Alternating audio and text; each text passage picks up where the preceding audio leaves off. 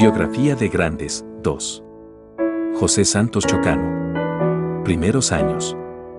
Fue hijo de José Félix Chocano de Celle y María Aurora Gastañodi de la Vega. Era bisnieto de Francisco de Celle, precursor de la independencia peruana. Decía ser descendiente de Gonzalo Fernández de Córdoba, el famoso gran capitán. Cursó sus estudios secundarios en el Instituto de Lima, dirigido por profesores alemanes, pero al poco tiempo se trasladó al Colegio de Lima, que dirigía Pedro Alabarte, donde fue condiscípulo de Clemente Palma. En 1891, a la edad de 16 años, ingresó a la Facultad de Letras de la Universidad Nacional Mayor de San Marcos con la intención de formarse como abogado, pero no concluyó su carrera.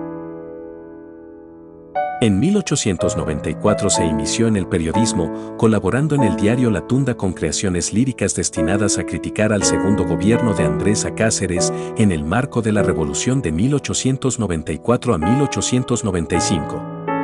Acusado de conspiración, fue apresado y encerrado en uno de los aljibes, celdas submarinas, de la fortaleza del Real Felipe, junto con el coronel pierolista Domingo Parra.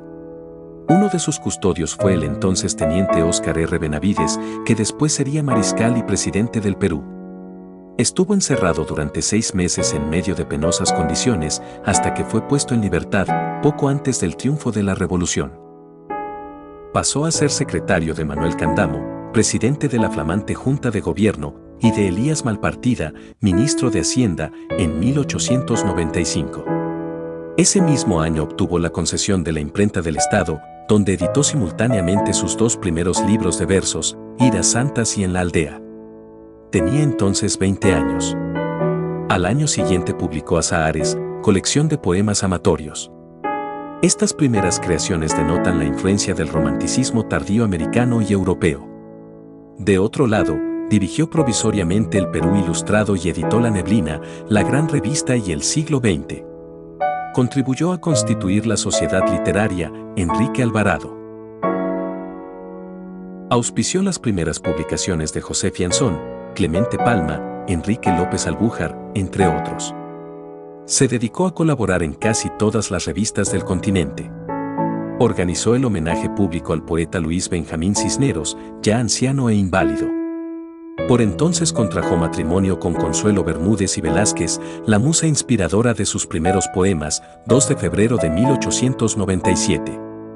Con ella tuvo 3 hijos, Eduardo Adolfo, 1897, José Alberto, 1901, y José Santos, 1903. En 1897 partió a Chanchamayo, en la selva peruana, deseoso de tentar suerte en el negocio de la explotación de café. Fracasó en este menester y regresó a Lima, con el ánimo de cultivar solo la poesía. De todos modos, su viaje al interior del Perú le permitió tener un conocimiento de su país que fue sumamente valioso para su creación poética. Por entonces publicó su poemario La Selva Virgen. En 1899 su poema épico La Epopeya del Morro ganó un concurso promovido por el Ateneo de Lima. Ese mismo año publicó otro poema largo, El Derrumbe, llamado después El Derrumbamiento. En 1901 publicó El Canto del Siglo. En 1901 inició su carrera diplomática cuando el gobierno de Eduardo López de Romaña lo envió a Centroamérica con la misión de hacer propaganda a favor del arbitraje obligatorio en la solución de los conflictos internacionales. Tras realizar su periplo centroamericano volvió al Perú, habiendo asegurado 3 votos, de los 5, para la causa del arbitraje obligatorio que el Perú iba a proponer en el Segundo Congreso Panamericano de México. El presidente López de Romaña lo nombró cónsul general de Centroamérica con sede en Guatemala. Allí gozó de la amistad del dictador Manuel Estrada Cabrera y ofició con éxito como mediador de un conflicto de límites entre Guatemala y El Salvador. En 1904, el gobierno de Manuel Candamo nombró a Chocano como encargado de negocios en Bogotá. Por entonces acababa de producirse la independencia de Panamá y el gobierno peruano fue uno de los primeros en reconocer ese hecho, lo que le granjeó la animadversión de Colombia, país con el que el Perú mantenía un diferendo limítrofe. Era necesario, pues, restablecer los buenos oficios con el país del norte. Chocano tuvo éxito en su misión y logró que la Cancillería colombiana aceptase someter la cuestión limítrofe al arbitraje del rey de España. Pero a raíz de una desavenencia con los ministros de Estado de su país, renunció a su cargo en Bogotá y partió nuevamente hacia Centroamérica. De vuelta en Lima, el gobierno de José Pardo lo nombró secretario de la misión especial que encabezaba Mariano H. Cornejo para discutir los límites peruano-ecuatorianos ante el rey de España 1905. En su viaje a España pasó por Santiago de Chile y Buenos Aires, donde conoció a Bartolomé Mitre. En Montevideo tomó el barco que lo trasladó a la península ibérica. Allí hizo amistad con los más importantes escritores españoles del momento, Benito Pérez Galdós, Emilia Pardo Bazán, Miguel de Unamuno, Jacinto Benavente, Manuel Machado, entre otros.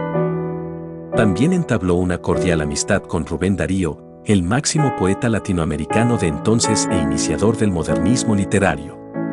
Por entonces, el mismo Chocano ya era un poeta reconocido a nivel del mundo hispanohablante. Su prestigio se acrecentó con Alma América, 1906, libro prologado por Rubén Darío, donde condensó algunas de sus composiciones más conocidas y aludió a la vocación mestiza del continente. Ese mismo año publicó un drama en 3 actos y en verso, titulado Los Conquistadores. En 1908 publicó otro poemario, Fiat Lux. En Madrid conoció a la joven de alta sociedad, Dolores González, con la cual tuvo una hija, María Esperanza Chocano González 1907. Chocano permaneció 3 años en España, hasta que tuvo que salir de allí apresuradamente al verse involucrado en una famosa estafa al Banco de España, oscuro episodio en el que también estuvo enredado su compatriota, el escritor Felipe Sassouni. Debido al escándalo, fue retirado del servicio diplomático. En 1908 viajó a Cuba, Santo Domingo y Estados Unidos. Luego pasó a Centroamérica, a la que consideraba como su segunda patria. En Guatemala conoció a Margot Batres Jáuregui, distinguida dama guatemalteca, con quien se casó por lo civil en Nueva York, en 1912. De esa unión nacieron Antonio José, 1913, y Alma América, 1917. En 1912 pasó a México, donde hizo público su apoyo a la Revolución Mexicana y sirvió al presidente Francisco I. Madero, hasta que éste fue depuesto y asesinado. El nuevo gobierno mexicano encabezado por Victoriano Huerta expulsó a Chocano, quien viajó entonces a Cuba, Puerto Rico y Estados Unidos. En Nueva York desempeñó misiones confidenciales al servicio del gobierno revolucionario de Venustiano Carranza. Nuevamente en México, actuó también como secretario de Pancho Villa, a quien dio consejos acerca de la reivindicación agraria. Incluso llegó a participar en la toma de Chihuahua. Su entusiasmo por la causa revolucionaria mexicana fue innegablemente sincero. Enemistado con los bandos mexicanos en disputa, en 1915 pasó a Guatemala, donde se convirtió en secretario y consejero del dictador Manuel Estrada Cabrera, en el poder desde fines del siglo anterior. Desde Guatemala, especialmente en 1918, envió poemas que fueron publicados con frecuencia en Lima por el semanario de alcance nacional Sudamérica, de propiedad y bajo la dirección de su amigo el antiguo cónsul general del Perú en Cádiz y en Ciudad Guatemala, el periodista Carlos Pérez Canepa. Luego que Cabrera fuese depuesto en 1920, Chocano fue apresado y condenado a muerte, pero se salvó por intercesión del Papa, el rey Alfonso XIII de España, los presidentes de Argentina y Perú, así como varios escritores de América y Europa. Envejecido y enfermo, Chocano convaleció en Costa Rica, donde conoció a Margarita Aguilar Machado, joven de 19 años, prima de su esposa guatemalteca. Surgió un apasionado romance entre ambos. Margarita sería la última pareja de Chocano, unión de la que nació el último hijo del poeta, Jorge Santos. José Santos Chocano en Caracas, 1922. Chocano retornó al Perú en diciembre de 1921, después de 17 años de ausencia. Habían ya fallecido Manuel González Prada y Nicolás de Piérola, ídolos de su juventud, así como su protector, Javier Prado Ugarteche. En Lima recibió el entusiasta aplauso de las multitudes, la prensa y la intelectualidad. José Gálvez Barrenechea, Luis Alberto Sánchez, José María Eguren y César Vallejo fueron al puerto del Callao para recibirlo. Recibió el homenaje de la municipalidad limeña. Fue declarado hijo predilecto de la ciudad de Lima y se le brindó una recepción en el Palacio de la Exposición, donde se le ciñó la frente con una corona de laureles de oro, otorgándosele el título de Poeta de América, 5 de noviembre de 1922. A pesar de su egolatría, Chocano se mostró siempre cordial con los poetas que lo admiraban, como Eguren y Vallejo. Sobre este último incluso llegó a decir, hacia 1930, que apreciaba su poesía, según consta en una carta que dirigió al poeta y editor Pablo Abril de Vivero.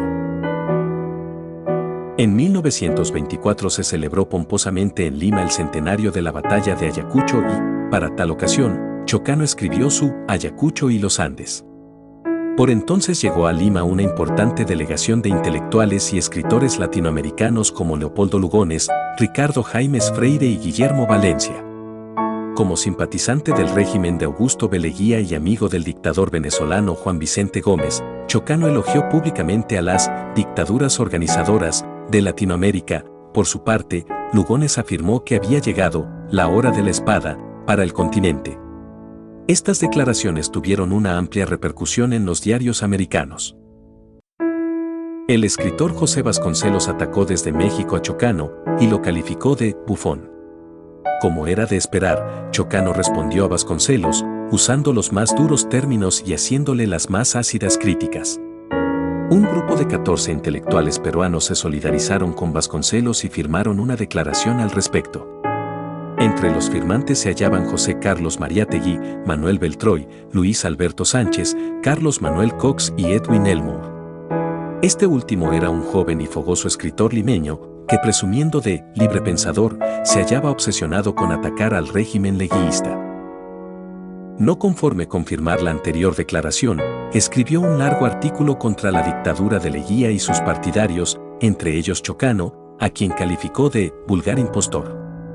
Dicho artículo debió publicarse en el diario La Crónica, pero ello no ocurrió al no pasar por el filtro del director. Sin embargo, debido a una infidencia, el texto llegó a la vista de Chocano, quien enfurecido, llamó por teléfono a Elmore, preguntando insultantemente, ¿hablo con el hijo del traidor de Arica?, alusión al padre de Edwin, Teodoro Elmore, un ingeniero peruano que había servido en la defensa de Arica de 1880 y a quien se acusaba de haber delatado a los chilenos la red de minas que defendía dicho puerto.